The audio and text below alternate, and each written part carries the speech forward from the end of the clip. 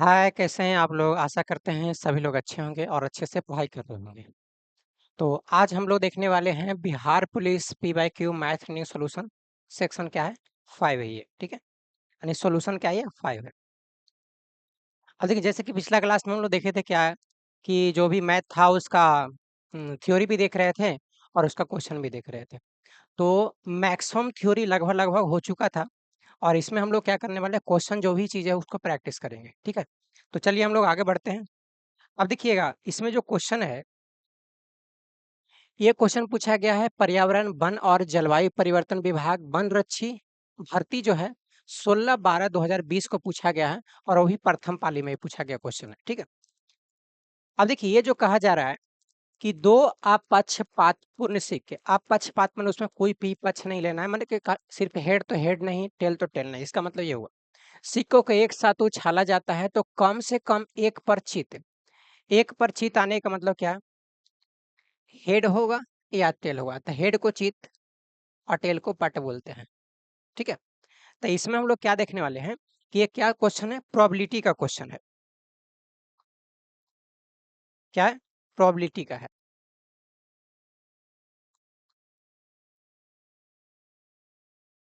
Probability का question है और इसमें देखिएगा कि अगर एक सिक्का को अगर हम उछालते हैं, क्या है? एक सिक्का है, तो या तो इस पे हेड आएगा या तो टेल आएगा। मतलब इसमें सैंपल स्पेस की घटना कितनी हो जाएगी? 2 हो जाएगी, ठीक है? अगर कहेगा हमको हेड आने की प्रायिकता, तो सिर्फ घटना एक है, तो नंबर ऑफ इवेंट कितना हो जाएगा? 1 हो जाएगा। तो नंबर ऑफ प्रोबेबिलिटी कितना आ जाएगा? नंबर ऑफ इवेंट बटा नंबर ऑफ सैंपल स्पेस। मतलब कि नंबर ऑफ इवेंट कितना हो गया? 1 और नंबर ऑफ सैंपल स्पेस कितना हो गया? 2। कब? जब एक सिक्का को एक बार उछाला जाएगा तब। कंडीशन नंबर जो दूसरा है कि अगर 2 बार इसको उछाला जाएगा, एक सिक्का 2 बार, 2 बार उछाला जाएगा। तो देखिए, अगर एक बार उछाला जाएगा तो उसके 1 करेंगे, 2 बार उछाला जाएगा तो 2, 3 बार उछाला जाएगा तो 3, 4 बार उछाला जाएगा तो 2 के पावर 4 होगा। तो ये क्या निकल जाएगा? टोटली निकलता है सैंपल स्पेस निकलता है, ठीक है? तो अगर हमको 2 बार उछाला गया है एक ही सिक्का को, तो अगर या तो दोनों पर हेड-हेड आया होगा, ठीक है? या तो दोनों पर टेल-टेल आया होगा, या तो एक पर हेड आया होगा, दूसरा पर टेल आया होगा और या तो फिर टेल आया होगा या तो हेड आया होगा। यही इसकी क्या है? संभावना है। तो इसमें कितने संभावना है? 1, 2, 3, 4। तो नंबर ऑफ सैंपल स्पेस इसमें कितना हो जाएगा? 4 हो जाएगा।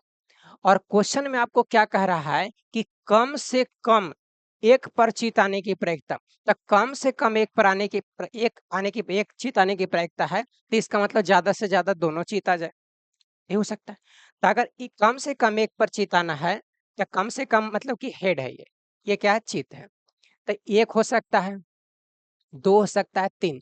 कम से कम एक और ज्यादा से ज्यादा दोनों। तो इसमें नंबर ऑफ इवेंट कितना हो जाएगा? 3। तो नंबर ऑफ प्रोबेबिलिटी कितना हो जाएगा? तो नंबर ऑफ इवेंट बटा नंबर ऑफ सैंपल स्पेस। ये क्या हो जाएगा? तो नंबर ऑफ इवेंट कितना निकल गया है? 3 निकल गया और नंबर ऑफ सैंपल स्पेस कितना है? 4 है। तो 3/4 इसका क्या हो जाएगा? आंसर हो जाएगा, जो कि ऑप्शन नंबर क्या है? सी है। अब देखिए, इसमें हम क्या बता चुके हैं कि प्रोबेबिलिटी का जो मान होता है 0 और 1 के बीच में होता है। निश्चित घटना की प्रायिकता क्या होती है? 1 होती है। अनिश्चित घटना की प्रायिकता क्या होती है? 0 होती है। अगर 2 घटनाएं एक दूसरे से स्वतंत्र होती हैं, तो उसका क्या होता है? योगफल होता है। अगर एक दूसरे पर परतानी डिपेंड करेगा तो उसको क्या करते हैं? गुना करके निकालते हैं। तो यही इसका क्या था? सारा का सारा क्या था? थ्योरी था। अब चलिए हम लोग अगला क्वेश्चन की ओर चलते हैं। कहा जा रहा है कि ए द्वारा किसी काम को करने की गति बी से आधी है। और देखिए, जिसकी गति कम होगा उसका क्षमता भी कम होगा, जिसकी गति ज्यादा होगा उसकी क्षमता भी ज्यादा होगा। जैसे मान लेते हैं कि अगर कोई 10 किलोमीटर साइकिल चलाता है, उसको 10 किलोमीटर साइकिल चलाने की आदत है, किसी को 2 किलोमीटर है, तो इसका मतलब 10 किलोमीटर वाला की क्षमता क्या है? ज्यादा है और 2 किलोमीटर का क्या है? कम है। तो उसी आधार पर इसमें क्या, ये क्या है? टाइम एंड वर्क का है, टाइम एंड वर्क का। अब देखिए, इसमें क्या बोला जा रहा है? ए किसी काम को करने की गति बी से क्या है? आधी है। यानी ए का जो गति है बी से क्या है? आधा है। अगर बी का अगर 2 मानते हैं तो इसका क्या होगा? 1। तो ये क्या निकल जाएगा? क्षमता निकल जाएगा। अब बताएं कि कार्य बराबर क्या होता है? क्षमता गुना समय होता है। क्षमता गुना समय। और समय अगर हमको निकालना होगा तो कार्य बटे क्या होता है, क्षमता। अगर हमको क्षमता निकालना रहेगा तो कार्य बटा क्या होगा, समय। क्या होगा, कार्य बटा समय होगा। अब देखिए, ये दोनों मिलकर के किसी काम को 18 दिन में पूरा कर सकते हैं, ठीक है। तब सोचिएगा कि दोनों मिलकर करेगा तो 3 क्षमता के साथ काम कर रहा है। तो 3 क्षमता के साथ काम करेगा तो कितना दिन ले रहा है, 18 दिन ले रहा है। तो अगर एक क्षमता के साथ काम करेगा तो कितना लेगा, ज्यादा दिन समय लेगा, और ज्यादा के लिए क्या करते हैं, गुना करते हैं। तो 18 गुना 3 क्या होगा, 54। हमसे पूछा क्या जा रहा है कि तो ए अकेले उस काम को कितना दिन में पूरा करेगा। तो ए की क्षमता कितना है, एक है, और एक क्षमता के साथ कितना लग रहा है, 54 दिन। तो 54 दिन इससे बल्कि क्या हो जाएगा, आंसर हो जाएगा। क्लियर है।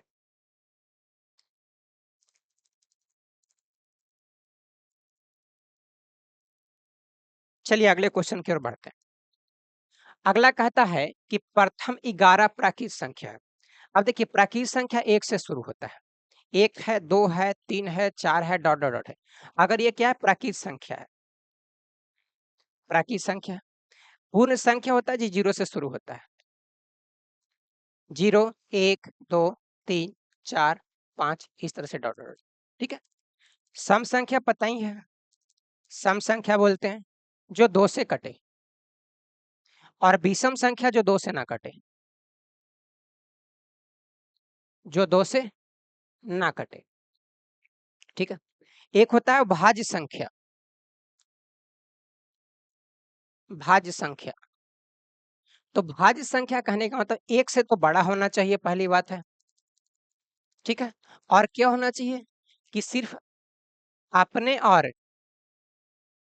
कोई दूसरा से कटे, कोई दूसरा से कटे। और एक होता है अभाज्य, अभाज्य संख्या। अब देखिए, इसका भी कंडीशन क्या है, पहला कि एक से तो बड़ा होना चाहिए, दूसरा पॉइंट होना चाहिए सिर्फ अपने से कटेगा। सिर्फ क्या होगा, अपने से कटेगा, अपने से कटेगा। क्लियर यहां तक है। विवास्ता के नियम हम पढ़ा चुके हैं, ठीक है। अब आगे देखिएगा, इसमें देखिए क्या हो रहा है, 11 प्राकृत संख्याओं के योगफल, यानी औसत निकालना है। तो देखिए, अगर प्राकृत संख्या अगर योगफल पूछेगा एन तक है तो एन इंटू एन प्लस 1/2 होता है योगफल। क्या होता है, योग होता है। अगर इसको हमको औसत पूछ रहा है तो औसत का मतलब क्या हो गया कि हम जितना है योग बटा क्या होता है, संख्या होता है औसत। योगफल कितना दिया हुआ, n into n plus 1/2। N से भाग लगा देंगे, कुल योगफल हो गया, और संख्या से भाग लगा देंगे तो क्या हो जाएगा, औसत।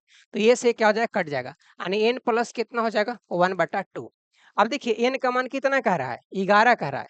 तो 11 प्लस 1/2 मतलब कि 12/2 हो जाएगा। तो इसका क्या हो जाएगा, 6 हो जाएगा, इसका आंसर हो जाएगा। तो 6 इस सवाल का क्या हो जाएगा, आंसर हो जाएगा। क्लियर है।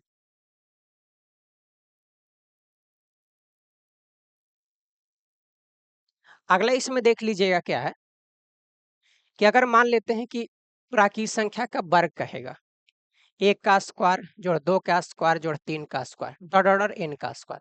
तो इसका जो योगफल जो होगा ना, N into n plus 1, 2n+1 बटा हो जाएगा 6। तो इसका अगर हमको औसत पूछेगा, औसत पूछेगा तो क्या होगा, इसमें एन से हम लगा देंगे भाग। तो अगर एन से भाग लगेगा बटा 6, अगर एन से भाग लगा तो ये से कट जाएगा, यानी n+1 इंटू 2n+1 अब बटा क्या हो जाएगा, 6 हो जाएगा। ये हो जाएगा इसके वर्गों का अगर औसत पूछेगा तब। क्लियर है। अगर इसका क्यूब पूछेगा, क्यूब का योगफल पूछेगा, तब इसको क्या करते हैं, n इंटू एन प्लस 1/2 का क्या होता है, स्क्वायर होता है। ठीक है। ये क्या हो गया, योगफल। अगर इसमें n से भाग लगा देंगे तो क्या हो जाएगा, n का स्क्वायर, इसको और थोड़ा ऊपर लेके चलते हैं। अगर इसका हमको निकालना होगा औसत, क्या निकालना होगा, औसत। तो n के स्क्वायर, n+1 का स्क्वायर बटा हो जाएगा 4। और देखिए इसका क्या है, n से लगा देंगे भाग, क्योंकि ये तो एक फल हो गया, n से इसमें भाग लगाएंगे। अब ए एन से तो ए एन कट जाएगा, तो n इंटू एन प्लस 1 का स्क्वायर हो जाएगा, अब बटा 4 इसका क्या हो जाएगा, औसत हो जाएगा। क्लियर है। अगला जो चीजें है, बोलेगा कि सम संख्या का योगफल 2 4 6 डॉट डॉट डॉट 2n तक। अगर इसका हमको योगफल पूछेगा तब इसका होता है n into n plus one होता है, n into n plus one होता है। अगर इसका हमको औसत पूछेगा तब क्या करेंगे, n into n plus one, अब बटा कर देंगे n, तो ये से खत्म हो जाएगा, तो n प्लस वन इसका क्या आ जाएगा, आंसर आ जाएगा। क्लियर है। अगर हमको विषम का योगफल पूछेगा, 1 हो गया, 3 हो गया, 5 हो गया, 7 हो गया, डॉट डॉट इस तरह से, तो इसको हम करते हैं n का स्क्वायर। क्या 2n माइनस वन है। तो अगर इसको हम क्या योगफल पूछेगा यानी योग पूछेगा तो क्या हो जाएगा, n का स्क्वायर। अब देखिए क्या हुआ है, 1 2 3 4 को मान लेते हैं, तो इसका कितना होना चाहिए था, 16। अब जोड़ के देख लीजिए, 7 5 12, 12 4 कितना होता है, 16। अगर इसका हमको औसत पूछेगा, औसत, तो n का स्क्वायर बटा n हो जाएगा, ये से कट जाएगा, कितना हो जाएगा, n हो जाएगा, इसका आंसर हो जाएगा। क्लियर है। तो यहाँ तक इसको क्या करना होगा, आपको ध्यान में रखना होगा। चलिए तो अगला क्वेश्चन की ओर हम लोग बढ़ते हैं। अब देखिए ये जो क्वेश्चन है ना, ये है ब्लड रिलेशन का, ठीक है, ब्लड रिलेशन का। अब देखिए ब्लड रिलेशन में 3 तरह के क्वेश्चन पूछे जाते हैं। एक तो आएगा कोडेड फॉर्म में, कोडेड फॉर्म में आएगा। एक जो आएगा पजल, पजल फॉर्म, और एक आ जाएगा पैसेज बेस्ड आता है, जो कि कहानी रूप में रहता है, जो कहानी जैसा बताएगा, इसको बोलते हैं पॉइंटिंग फॉर्म बोलते हैं, पॉइंटिंग फॉर्म बोलते हैं। पॉइंटिंग फॉर्म में 2 तरह के, एक आता है डायरेक्ट और एक आता है इनडायरेक्ट, ठीक है, समझे। तो ये कोडेड फॉर्म का, ये सब जो भी रहेगा प्लस माइनस करके देख रहेगा तो उसको बोलेगा कोडेड फॉर्म में बोलेंगे। पजल फॉर्म में कहानी टाइप के रहेगा कि इसके पिता, इसके नाना, इसके इस तरह से करके रहेगा। डायरेक्शन फॉर्म में कहेगा कि वह एक चित्र की ओर इशारा करते हुए फलाने के बारे में फलाने बताया जा रहा है, तो उसको बोलेंगे पॉइंटिंग फॉर्म में, ठीक है। अब देखिए इसमें हमको पूछ रहा है P गुना Q का मतलब है, Q है जो P का पति है, ठीक है। P प्लस का मतलब बता रहा है Q है जो P का भाई है, भागा का मतलब बता रहा है कि P Q की पिता है, और P माइनस Q का मतलब बता रहा है कि P Q की माता है। तब निम्नलिखित में से कौन सा व्यंजक A D की नानी या दादी, यानी A जो है ना D के या तो नानी बनेगी या तो क्या बनेगी, दादी, ठीक है। तो इसका मतलब है कि A क्या है, स्त्री है, क्या है, स्त्री है। इस बात से यहाँ पे पता चला है। अब देखिएगा यहाँ बताया जा रहा है, हम इसको एलिमिनेट करने की कोशिश करेंगे। ए प्लस बी है, ए प्लस बी में हमको ये तो पहले पता होना चाहिए ना कि स्त्री होना चाहिए। ए प्लस का मतलब क्या कह रहा है कि क्यू पी का भाई है, इसका मतलब क्या कर रहा है कि ए है जो भाई है किसका, बी का, तो ये तो ये हो गया पुरुष, तब पुरुष हो गया, तो ये ऑप्शन हमारा नहीं होगा। अगला कहता है ए माइनस बी कह रहा है, तो माइनस का मतलब यहाँ पे क्या बताया कि पी क्यू की माता है, इसका मतलब कि ए है जो बी की माता है, ए बी की क्या हो जाएगी, माता हो जाएगी, तो इसका मतलब ये तो क्या है, स्त्री इंडिकेट कर रहे हैं। चलिए गुना का मतलब क्या हो रहा है कि पी क्यू पी के पिता पति हैं, तो इसका मतलब कि ए जो क्या है, पति हैं, और बी क्या है, पत्नी है। तो इस तरह से यहाँ पे क्या हो गया, पुरुष, लेकिन यहाँ पे हमको इंडिकेट क्या करना है कि हमको ए होना चाहिए स्त्री, तो इसके हिसाब से आपका ये भी आंसर नहीं होगा।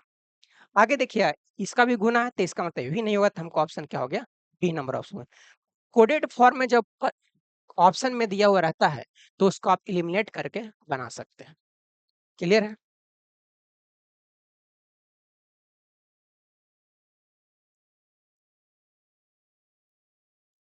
चलिए अगला क्वेश्चन देखिएगा,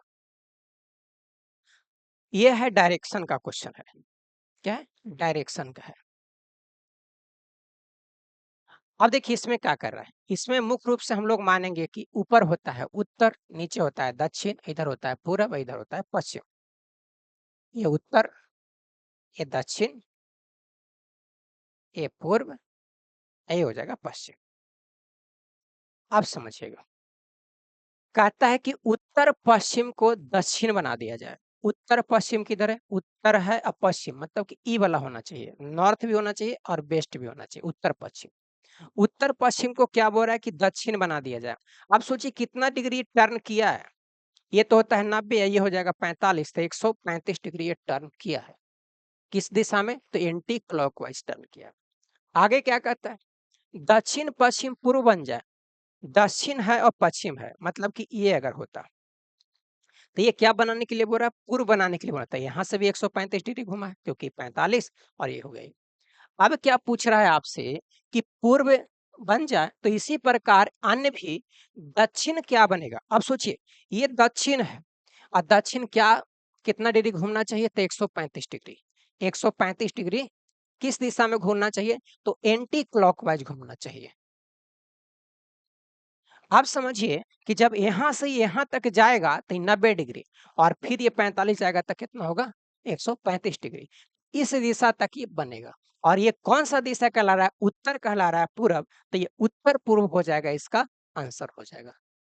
उत्तर पूर्व कौन सा है? चौथा नंबर ऑप्शन क्या होगा आपका आंसर होगा।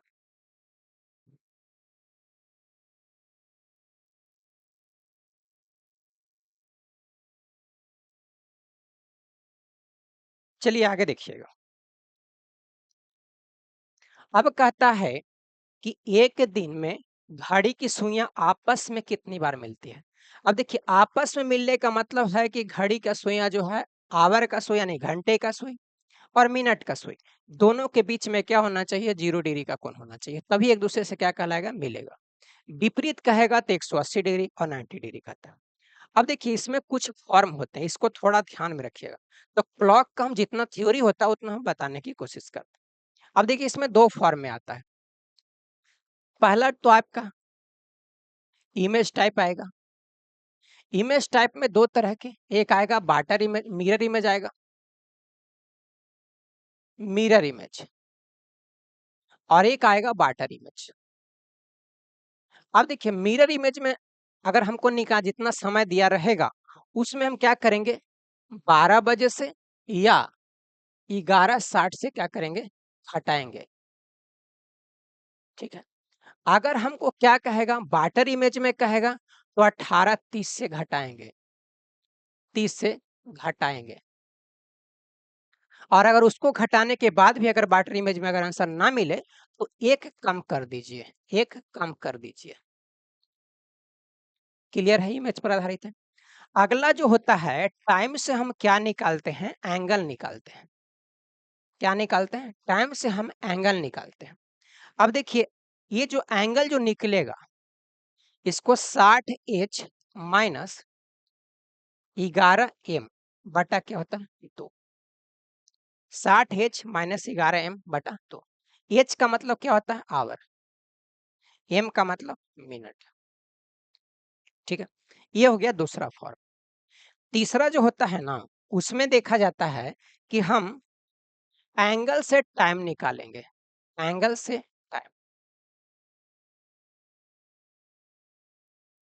तो इसको अगर हम टाइम निकालेंगे तो उसमें होता है 2/11 बटा A1 प्लस माइनस A2। ठीक है, क्या निकालते हैं? एंगल से टाइम निकालना है।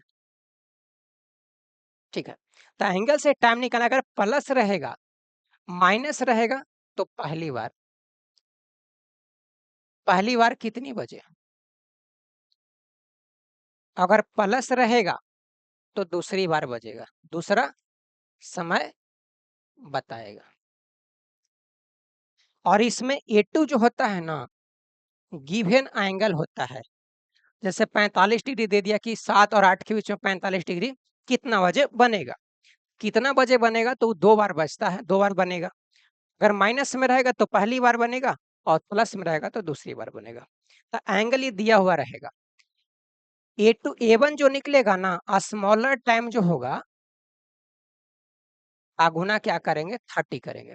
जैसे 7 और 8 के बीच में कहा था स्मॉलर टाइम कितना हो गया? 7, 7 गुना क्या करेंगे? 30 करेंगे। इसमें मार रख देंगे वो क्या हो जाएगा? निकल जाएगा। क्लियर है? अगला पॉइंट इसमें आता है कि सिर्फ इसमें पॉइंट हम बता रहे हैं, इसमें पढ़ा नहीं रहे इसको। ठीक है, क्योंकि इसको पढ़ाने में लंबा टाइम लगेगा। अब देखिएगा अगर कहता है कि 0 डिग्री का कोण का कोण या एक साथ सुइयां। तो 1 घंटा में एक बार बनता है, ठीक है, 1 घंटा में एक बार बनेगा। तो 12 घंटा में 12 बार बनना चाहिए था, लेकिन ये बढ़ेगा, यानी कितना बार होगा, 11 बार ही होगा। कैसे होगा, ये चैप्टर जब पढ़ाएंगे तो उसमें बताएंगे। 24 घंटा में कितना बार ये बढ़ेगा, 22 बार, ठीक है। अब ये टाइमिंग रहेगा कहाँ पे, ये घटता कहाँ है, तो ये रहेगा 11 से 1 के बीच में, के बीच रहेगा, ठीक है। अगला जो है ना 180 डिग्री का कोण जो होगा ना, वो भी 1 घंटा में एक बार बनेगा, और 12 घंटा में 11 बार बनता है। ये कमेगा कहाँ से, तो 5 से 7 के बीच, 5 से 7 के बीच में। तो हमको 24 घंटा में कितना बार बजेगा, 22 बार होगा। क्लियर है। और समझिएगा, अगर हमको कहेगा 90 डिग्री का, कहेगा क्या, कहेगा 90 डिग्री का कोण, का कोण, तो 1 घंटा में 2 बार होता है, ठीक है, 1 घंटा में 2 बार। और अगर ये कह देगा तो 12 घंटा में, तो 12 घंटा में 24 बार होना चाहिए था, लेकिन ये होगा क्या, 22 बार होगा। और ये होगा क्या, 3 बजे, और ये होगा 9 बजे, ये कम जाता है। समझ रहे हैं। अब देखिएगा 24 घंटा में अगर हमको कहेगा तो 44 बार ये होगा, 44 बार। तो इस चीज को क्या रखना होगा, इसमें ध्यान में रखना होगा। क्लियर है। अब देखिए हमको क्वेश्चन में क्या पूछा है, एक दिन में घड़ी की सुइयां आपस में कितनी बार मिलती है, मतलब 0 डिग्री कब बनेगा, ठीक है। तो 0 डिग्री मतलब कि 1 घंटा में कितना बार बनता है, एक बार बनता है, ठीक है। तो 12 घंटा में 12 बार बनना चाहिए था, लेकिन 11 बार बनेगा। तो एक दिन में कितना होता है, 24 घंटा, तो 24 घंटा में कितना होगा, 22 बार। तो 22 बार इसका क्या हो जाएगा, आंसर हो जाएगा। क्लियर है।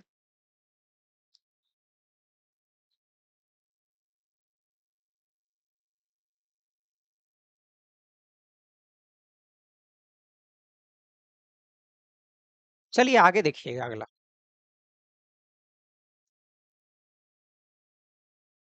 अब देखिए ये दिया हुआ है, प्रथम ऋणात्मक पद होना चाहिए। अब समझिए, ये सब कितना का डिफरेंस दे रहा है, 3 3 का डिफरेंस है, ठीक है। तो या तो 3 3 घटाते चले जाइए, या तो ये सब देखिए 3 का सब क्या है, मल्टीपल है, ठीक है। तो इसमें भी देखिए 3 का मल्टीपल कौन होगा, तब प्रथम ऋणात्मक, एक तो होगा नहीं, दो नहीं होगा, ठीक है। तो ये क्या हो सकता है, 3 होगा, तो 3 इसका क्या हो जाएगा, आंसर हो जाएगा। ऐसे आप इसको चेक करके भी देख सकते हैं, ठीक है।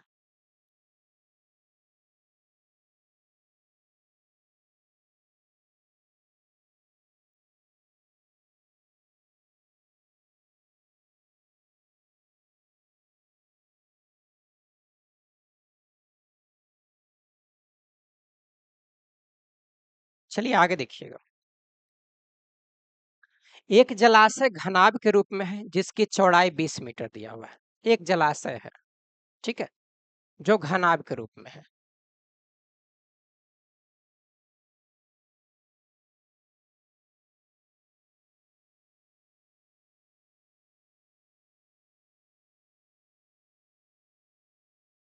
ठीक है, कहता है इसकी चौड़ाई दिया हुआ है 20 मीटर, और उसका कहता है कि ऊंचाई दिया हुआ है 15 मीटर। ये लंबाई में निकालना है हमको। कह रहा है इसमें कि जलाशय से 18 किलो लीटर, 18 किलोलीटर निकाला गया है। तो 18 किलोलीटर निकाला गया, तो इसका मतलब क्या, 18,000 लीटर निकाला गया है, ये होगा आयतन। तो ये 18,000 लीटर जो निकाला गया है, यानी किलोमीटर है, सॉरी किलोमीटर है, किलोलीटर नहीं है, किलोमीटर है। तो ये 18,000 क्या होगा, मीटर हो जाएगा। तो जो भी जलाशय, उसमें जो जल जो निकाला जाएगा, वो क्या होता है, उसका आयतन होता है। तो आयतन बराबर क्या होगा, लंबाई गुना चौड़ाई गुना क्या होगा, ऊंचाई होगा। मतलब कि L गुना 20 गुना क्या होगा, 15 होगा। अगर ये काटेंगे तो 1 शून्य से 1 शून्य कटेगा, और ये कटेगा 900, ठीक है। 15 छक्का कितना होगा, 90, 60, यानी एल बराबर कितना आ जाएगा, 60। तो 60 मीटर इसका क्या हो जाएगा, आंसर हो जाएगा। घनाभ से रिलेटेड जो भी थ्योरी वगैरह होते हैं उसको देख लीजिएगा। आयतन अगर निकालना है तो एल बी एच, अगर सबसे बड़ी छड़ी निकालना है, पूछा जाता है सबसे बड़ी छड़ी छड़ी पूछेगा, तो L square B square H square plus का सबका अंडर रूट होगा। अब कभी कभी देता है संलग्न संलग्न सतह का क्षेत्रफल, सतह का क्षेत्रफल दिया हो रहता है। मान लेते हैं कि एगो ए दिया हुआ, एगो बी दिया हुआ, एगो सी दिया हुआ। संलग्न का मतलब बगल बगल वाला, ठीक है। अब देखिएगा, तो इसका अगर हमको आयतन निकालना है, आयतन, तो इसका देखिए ए एक्स वाई इसका होगा लंबाई चौड़ाई, क्योंकि एक सतह का इसका क्षेत्रफल, दूसरा का बी एच हो सकता है, तीसरा क्या हो सकता है एच एल होगा। तो ये तीनों के जब गुना करेंगे तो कितना निकलेगा, ये एल बी बी एच और एच एल बराबर ए बी सी होगा। तो L square B square H square बराबर ए बी सी। तो एल बी एच बराबर कितना होगा, under root A B C होगा, ठीक है। तो ये क्या निकल जाएगा, आयतन निकल। तो संलग्न सतह का अगर क्षेत्रफल अगर दिया हुआ रहा है, उससे हमको आयतन अगर निकालना हो, तीनों सतह का गुना कर दीजिए और उसको क्या निकाल दीजिए, वर्गमूल निकाल दिए, तो उसका निकल जाएगा। क्लियर है।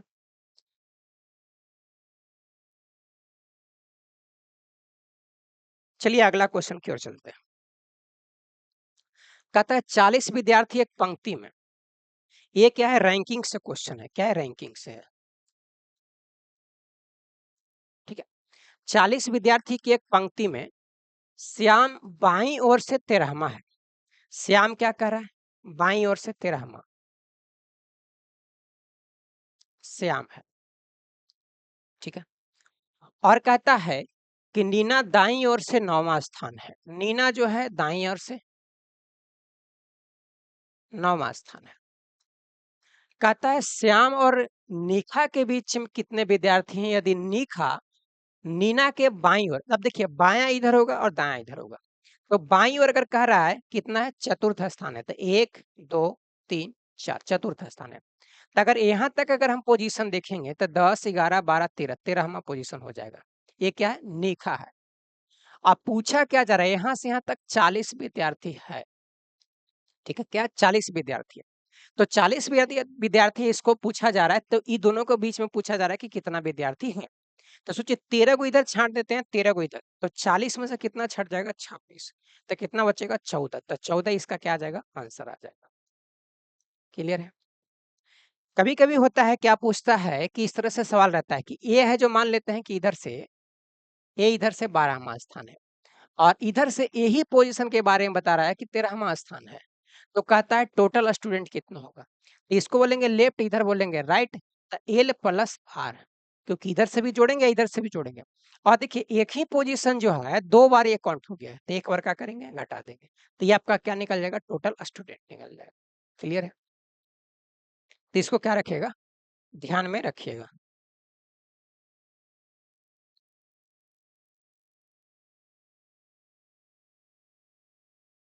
चलिए अगले क्वेश्चन की ओर चलते हैं। अब देखिए ये जो दिया गया है ये सीरीज से क्वेश्चन है, सीरीज का है।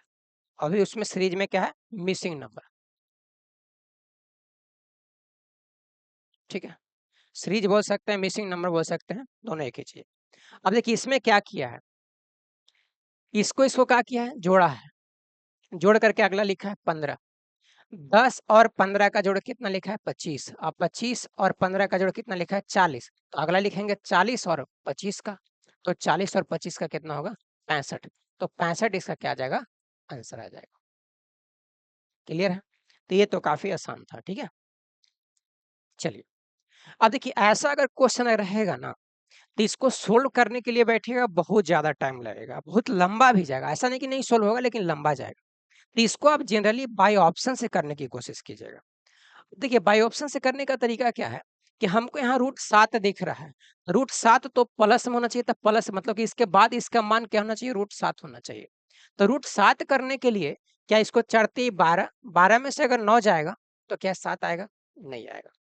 4 अगर रखते हैं, 4 चौके 16, 16 में से 9 जाएगा तो कितना आएगा, 7, ठीक है। क्या होगा, 4 गुना 4 -9, 16 -9 कितना हो जाएगा, 7, 7 का हो जाएगा रूट, क्योंकि वर्गमूल। इधर रख के देखते हैं, 4 चौके 16 हो जाएगा और 9 कितना हो जाएगा, 25, 25 का वर्गमूल कितना हो जाएगा, 5। तो इसका आ जाएगा 5 प्लस रूट 7। तो इसका मतलब हमारा क्या है, बी ऑप्शन क्या होगा, वैल्यू निकाल के दे रहा है जो कि पुट करते हैं तो ठीक है। तो इस आधार पे क्या हो गया, आपको बी नंबर ऑप्शन क्या होगा, आंसर होगा। तो इससे बनाना आपको क्या होगा, काफी आसान होगा। चलिए अगला क्वेश्चन की ओर बढ़ते हैं। अब देखिए ये क्या है, रीजनिंग है।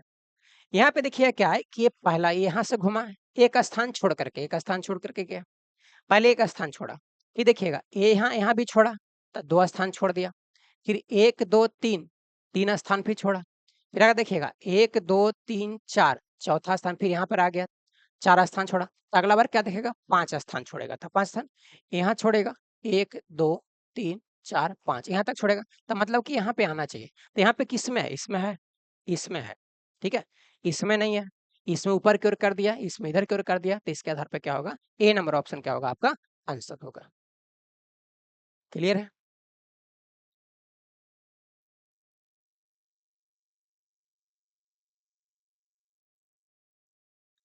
चलिए अगला देखिएगा। अगला कहता है कि पत्तों की एक अच्छी तरह से फेंटी हुई ताश की गड्डी से एक पत्ता निकाला जाता है। चित्र वाला चित्र वाले ताश के पत्ते को प्राप्त करने की प्रक्रिया क्या है। अब देखिए ताश में कितना पत्ता होता है, 52 पत्ता होता है।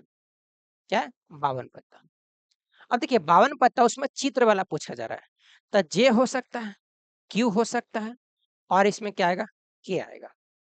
तो के से कि तो क्वीन होता है, और ये क्या होता है, किंग होता है, ठीक है, और इसको बोलते हैं गुलाम बोलते हैं। तो ये भी 4 है, ये भी 4 और ये भी 4, तो इसमें क्या होगा, 12 गो जो चित्र वाला है, चित्र वाला सिर्फ 12 पत्ता ही होता है और ज्यादा पत्ता नहीं होता है। तो देखिए नंबर ऑफ ये क्या हो गया, सिंपल स्पेस हो गया, नंबर ऑफ क्या हो गया, इवेंट हो गया। तो नंबर ऑफ प्रोबेबिलिटी कितना आ जाएगा, नंबर ऑफ इवेंट बटा नंबर ऑफ सिंपल स्पेस कितना आएगा, 12/52। 4 से काटेंगे तो 3, इसको 4 से काटेंगे तो 13, तो 3 बटा क्या होगा, 13। इस सवाल का क्या आ जाएगा, आंसर आ जाएगा 3/13, जो कि थर्ड नंबर ऑप्शन है। क्लियर है।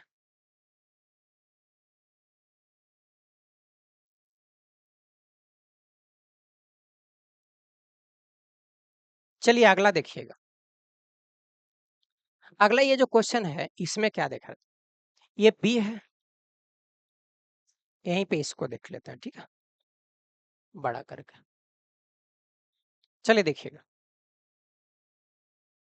अब देखिएगा यहाँ पे 2 है और एक 3 एक 4, माने कि लेटर को जोड़ा गया, अंक को जोड़ा गया है, और बाकी उसके बाद लेटर जो है उसको संख्या को जोड़ा गया।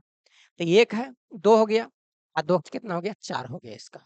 इसको देखिएगा, 4 है, 5 है, 6, तो इसमें 6 हो जाएगा, इसमें 5 है, 6 हो जाएगा, 7, तो इसमें 7 हो जाएगा। ये क्या है, 6 7 8, इसमें 8 हो गया। तो क्या किया है, सब जो संख्या दिया हुआ उसको और जो उसके अलावा जो लेटर दिया गया उसको संख्या को जोड़ दिया। तो अगला कितना होना चाहिए, 5 होना चाहिए। तो देखिए 3 और 2 5 और 4 कितना होता है, 9 होता है, तो ये नहीं होगा। इसमें देखिएगा 3 एक 4 और एक कितना होगा, 5, तो इसका आ गया 5, तो इसका क्या होना चाहिए, 5 यहाँ पे होना चाहिए, और किसी का नहीं आएगा। 4 3 7 एक कितना हो गया, 8, तो ये नहीं होगा। यहाँ पे कितना, 7 1 8 1 9, तो ये भी नहीं होगा। तो इस आधार पर क्या हो जाएगा, आपका आंसर दूसरा नंबर आंसर होगा।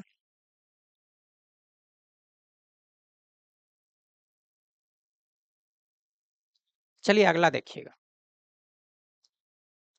आगे कहता है कि आज मंगलवार है, तो 79 दिन बाद कौन सा दिन आएगा, 79 दिन बाद कह रहा है।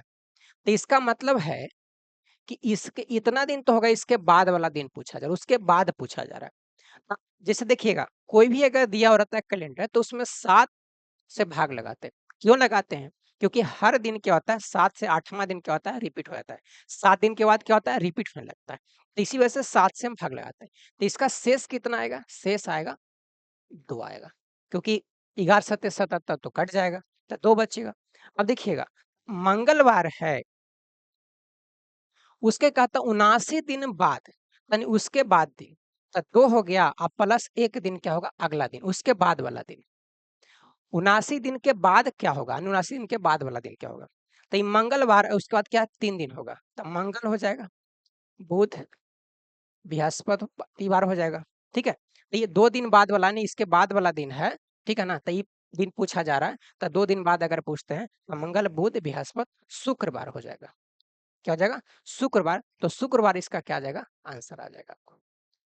क्योंकि 79 दिन में क्या है? 2 दिन शेष 2 दिन अगर जोड़ेंगे तो उस दिन तो होना चाहिए, उसके बाद वाला दिन होना चाहिए। तो उसके बाद वाला क्या है? मंगल के बाद बुध हो जाएगा, बुध के बाद बृहस्पति हो जाएगा, बृहस्पति के बाद क्या होगा? शुक्र हो जाएगा। क्लियर है? तो ये काफी आसान क्वेश्चन था। ठीक है, चलिए आगे देखिएगा। अगला कहता है एक व्यक्ति के पास यात्रा के लिए दैनिक व्यय के लिए 360 रुपया है।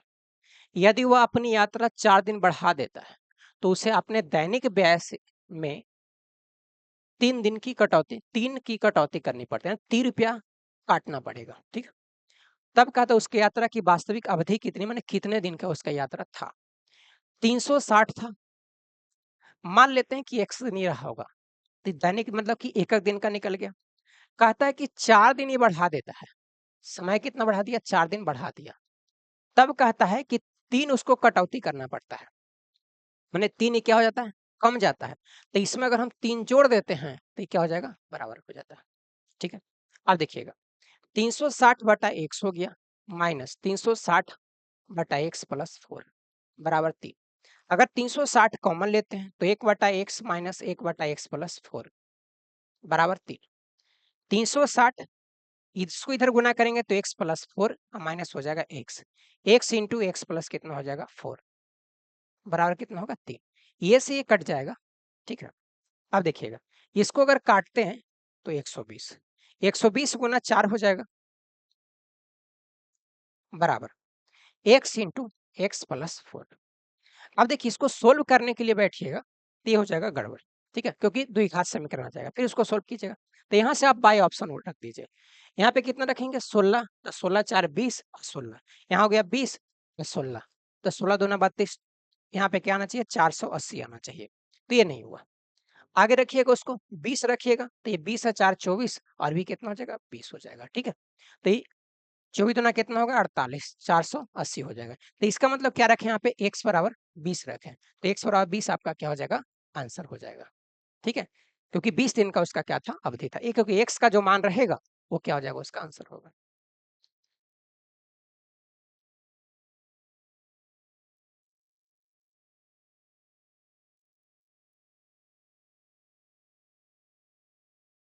चलिए अगला देखिएगा। अगला कहता है कि देखिए एक संख्या का 80%, का 75%, का 67.67%, का 25% का मान दिया हुआ है 600। तो देखिए 80% का अगर निकालिएगा, देखिए मेन यहाँ पे मुद्दा क्या है? ये है, इसको 66.66% ऐसा होता है। ठीक है, इसको लिखते हैं 66.2/3%, और इसको अगर हम ब्रेक करते हैं तो इसको होता है 200/3%। ठीक है, अब समझिएगा हमको निकालना कितना है? उस संख्या कहता है कि 80% निकालना है। तो जैसे मान लेते हैं कोई संख्या x है। ठीक है, इसका 80% गुना 75%, 75/100 गुना 66.2/3, ये होना चाहिए, यानी 200/3%। परसेंट मतलब 100 गुना 25%, 25/100 बराबर कितना है? 600। अब समझिए हमको उस संख्या का 80% निकालना है, इसका मतलब कि इसका मान हमको निकालना है, तो इसको हम रख ले रहेंगे।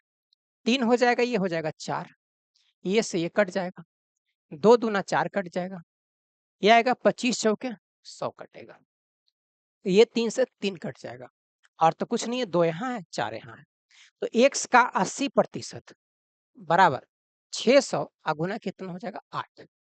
तो कितना आ जाएगा? 8 6 का 48, 4800 इसका क्या हो जाएगा? आंसर हो जाएगा, जो कि ऑप्शन नंबर क्या है? ए है। अब कोई स्टूडेंट इसको क्या करेंगे? एक्स का मान निकालेंगे, 80% भी निकाल लेंगे, और फिर उसका जितना एक्स का मान निकलेगा फिर उसका 80% निकालेंगे। तो क्यों ना हम यहीं पे इसका 80% का वैल्यू जी है ही है, इसके अलावा जो है कैलकुलेशन हम कर लेते हैं, बाकी हमको निकल जाएगा। तो इस आधार पे क्या निकला? 4800 निकला। क्लियर है?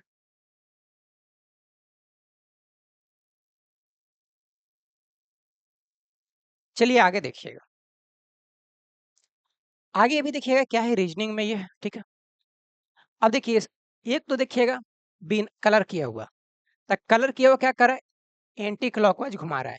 यहाँ था तो यहाँ 2 गो लाया, फिर यहाँ एगो किया, फिर यहाँ से इसको घसका दिया तो फिर यहाँ से यहाँ हो गया, फिर इसको घसकाया तो यहाँ दूगो होगा, यहाँ एगो होगा, यहाँ दूगो, यहाँ एगो, ठीक है। ये दूगो यहाँ पे एगो नहीं है, ठीक है, तो ये हो जाएगा गलत और ये भी हो जाएगा आपका गलत। ये और ये दोनों क्या है, सेम है। अब देखिए क्या है, फिर बिना क्या है रंगा हुआ है उसको देखेंगे, तो ये क्या है, 2 है 1 है, 2 है 1 है, 2 है 1 है। तब क्या कर रहा है, ये भी एंटी क्लॉकवाइज घुमा रहा है, तो इसको भी हम क्या करेंगे, 2 यहाँ पे होगा 1 यहाँ पे होगा, तो 2,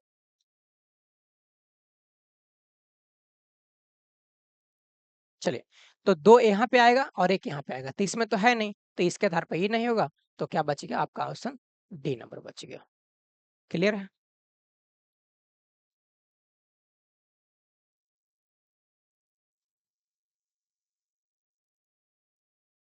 चलिए आगे देखिएगा। अगला कहता है कि 30 मीटर कपड़ा बेचने पर एक व्यक्ति को 6 मीटर कपड़े के विक्रय मूल्य के बराबर क्या होता है, लाभ होता है। तब मान लेते हैं कि विक्रय मूल्य क्या है, 1 मीटर कपड़ा का विमूल्य बराबर 100 रुपया, तो 6 मीटर का कितना हो जाएगा, 6 रुपया, ये क्या हो गया, लाभ हो गया। तो कपड़ा बेचा कितना जा रहा है, 30 मीटर, तो 30 मीटर कपड़ा का कितना हो जाएगा, 30 100 रुपया, क्या निकल गया, विमूल्य निकल गया। अब समझिए लाभ मिला हुआ है, विमूल्य निकला हुआ है, तो क्रय मूल्य कितना रहा होगा, क्योंकि विमूल्य में से लाभ घटा देंगे तो ही तो क्या निकलता है, क्रय मूल्य निकलता है। तो 30 एक से माइनस कितना होगा, 6 एक से, बराबर कितना आ जाएगा, 24 एक से, ठीक है। अब इसको हमको प्रतिशत लाभ निकालना है, तो लाभ कितना है, लाभ गुना 100 होता है, अब बटा क्या होगा, क्रय मूल्य होगा, ठीक है। तो लाभ कितना हमको दिया हुआ, तो 6x हो गया, तो 6x हो गया लाभ गुना 100, बटा क्रय मूल्य कितना आ गया, तो 24x निकल गया, तो 24x इसका हो जाएगा, 6 चौके 24 हो जाएगा, 25 चौके 100, यानी 25% इसका क्या हो जाएगा, आंसर हो जाएगा, क्योंकि ऑप्शन क्या है, सी है। क्लियर है?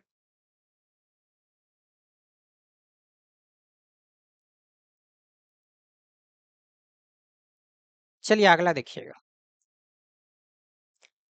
ये जो चित्र जो दिया गया है, इसमें देखिए ये कहता है कि इसमें जो चित्र दिया गया है, ये कुल स्टाफ है, और ये जो दिया गया है डैश लाइन से, ये जो महिलाएं हैं, और ये कुल स्टाफ जो सादा है कुल स्टाफ है, और जो डैश दिया हुआ है महिलाएं हैं। कहता है कुल स्टाफ में महिला का प्रतिशत, कुल स्टाफ तो इतना रहेगा, इसमें महिला कितना है, 150 है, ठीक है, और टोटल कितना है, 360 है। अब गुना क्या कर लेते हैं, 100, इसको काट लेंगे, एक शून्य से एक शून्य कटेगा, 3 से काटेंगे तो 5, इसको 3 से काटेंगे तो क्या होगा, 12, ठीक है। इसको काटिएगा 4 से, तो 4 3 12, इसको 4 से काटेंगे तो 25, 25 25 25 7 से 125, अब बटा कितना हो जाएगा, 3 हो जाएगा। ये क्या कट जाएगा, 1 मिनट, कुल स्टाफ में महिला का प्रतिशत क्या होगा, चलिए ठीक है, तो ये क्या कटेगा, 4 यही 12, ठीक है, फिर 3 एकम 3 होगा, 2 आ जाएगा, तो फिर 6 आ जाएगा, 41.6 इसका क्या हो जाएगा, आंसर हो जाएगा, जो कि फर्स्ट नंबर ऑप्शन है। क्लियर है? दूसरा जो क्वेश्चन कहता है अधिकारी वर्ग में पुरुष कर्मचारी का प्रतिशत, अधिकारी वर्ग ये है, क्या है, अधिकारी वर्ग ये है, महिला 40 है, टोटल है 110, तो 70 हो जाएगा जो पुरुष हो जाएगा, पुरुष कितना हो जाएगा, तो 110 माइनस हो जाएगा 40, तो कितना आएगा, 70, 70 गुना 100 बटा, सिर्फ अधिकारी वर्ग में पूछा जाता था, टोटल कितना था, 110, एक शून्य से एक शून्य, यानी 700 बटा कितना होगा, 11, 11 छक 66 हो जाएगा, बचेगा 4, तो बचेगा कितना, 40 हो जाएगा, तो 11 तिया 33, यानी 63 पॉइंट समथिंग आएगा, जो कि क्या है, ऑप्शन नंबर डी है। देखिए आप यहाँ से भी लगा से 11 छक 66, 6 है शुरू में, किसी का 6 शुरू में नहीं है, स्टार्टिंग में नहीं है, तो क्या हो जाएगा, डी के सिर्फ है, तो वही हो जाएगा आंसर। तो एग्जाम में बनाने के लिए सिर्फ पूरा बनाने की जरूरत नहीं है, जो डाटा मैच करे उसको आप लगा दीजिए, ठीक है। चलिए अगला देखिएगा, जैसे कहता है लिपिक स्टाफ एवं महिला कर्मचारी में अंतर, लिपिक में क्या है,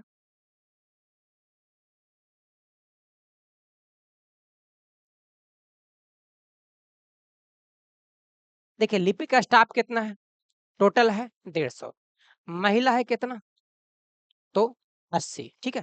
तो ये क्या आ जाएगा, अगर इसमें पुरुष निकाले, तब पुरुष कितना आ जाएगा 70।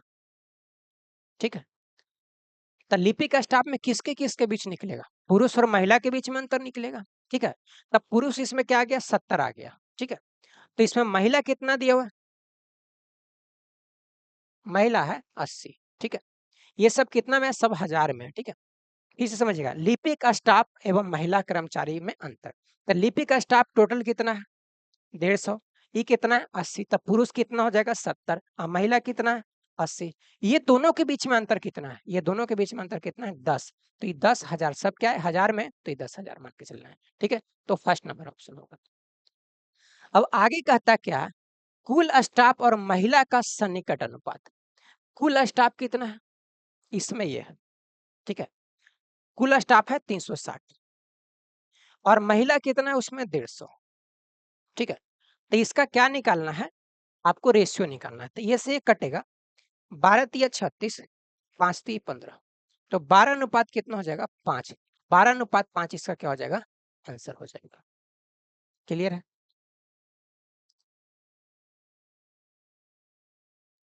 चलिए आगे देखिएगा, अगला कहता है अधिकारी और गैर अधिकारी पुरुष की संख्या में अंतर कितना है। अब देखिए, एक है अधिकारी, एक है गैर अधिकारी, उनमें क्या देखना है, पुरुष में देखना है, महिला में नहीं देखना है। ठीक है, तब सोचिएगा ये स्टाफ है टोटल, इसमें क्या है, ये टोटल है और ये क्या है महिला, तब पुरुष स्टाफ कितना होगा।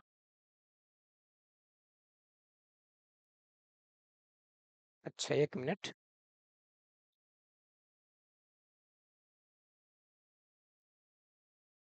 अब देखिए पुरुष इसमें कितना निकल जाएगा, ये निकलेगा 210। ठीक है, अब कहता है कि गैर अधिकारी, ये तो पूरा टोटल है, अधिकारी पुरुष कितना होगा, ये तो कुल पुरुष हो गया और अधिकारी पुरुष, अधिकारी पुरुष। अब समझिएगा कि टोटल है अधिकारी में 110, उसमें 4 है 40 है महिलाएं, पुरुष कितना हो जाएगा, तो 110 में से 40 घट जाएगा तो 70 हो जाएगा पुरुष, जो कि अधिकारी पुरुष है। अब समझिएगा क्या है कि अधिकारी और गैर अधिकारी, तो अधिकारी तो इतना बन गया, गैर अधिकारी मतलब कि टोटल था इतना, तो उसमें से क्या करेंगे, टोटल है, तो टोटल में से अगर अधिकारी वाला घटा देंगे तो वह क्या निकलेगा, गैर अधिकारी। तो गैर अधिकारी कितना होगा, अधिकारी बराबर 210 और माइनस कितना होगा 70 बराबर कितना होगा 140। अब आपसे पूछा क्या जा रहा है, अधिकारी और गैर अधिकारी, तो अधिकारी हो गया 70 और गैर अधिकारी हो गया 140। ठीक है, तो कितना होगा 140 में से 70 घटा देंगे तो 70 हो जाएगा टोटल इसका अंतर, तो 70,000 में आ जाएगा इसका आंसर। एक बार इस क्वेश्चन को फिर से समझना है, हमको बोला अधिकारी और गैर अधिकारी, पुरुष की बात कर रहा है महिला की बात नहीं कर रहा है। तो अगर हम अधिकार, टोटल पुरुष कितना निकालेंगे, टोटल था कर्मचारी कितना है 360, उसमें से 150 है महिला, तो 150 महिला को घटा दिए तो कितना निकल गया, ये 210, ये निकल गया टोटल पुरुष निकल गया। अधिकारी पुरुष कितना है, और टोटल अधिकारी है 110, उसमें से महिलाएं हैं 40, तो 70 हो गया कितना, अधिकारी पुरुष हो गया। अब निकालना है अधिकारी पुरुष इतना है और टोटल पुरुष इतना है जो नौकरी करते हैं, तो उसमें से हमको निकालना है गैर अधिकारी वाला, मतलब कि जो नौकरी नहीं करे, मतलब जो अधिकारी नहीं है। तो अधिकारी नहीं है तो टोटल पुरुष में से अगर अधिकारी वाला घटा देंगे तो निकल जाएगा गैर अधिकारी, तो गैर अधिकारी कितना निकल गया 140। अब यहीं तक खेल है, कहता अधिकारी, अधिकारी और गैर अधिकारी, अधिकारी कितना है 70 है, गैर अधिकारी कितना है 140, इसका डिफरेंस कितना का 70 का है, तो 70 इसका क्या हो जाएगा आंसर हो जाएगा। क्लियर है। चलिए आगे बढ़ते हैं।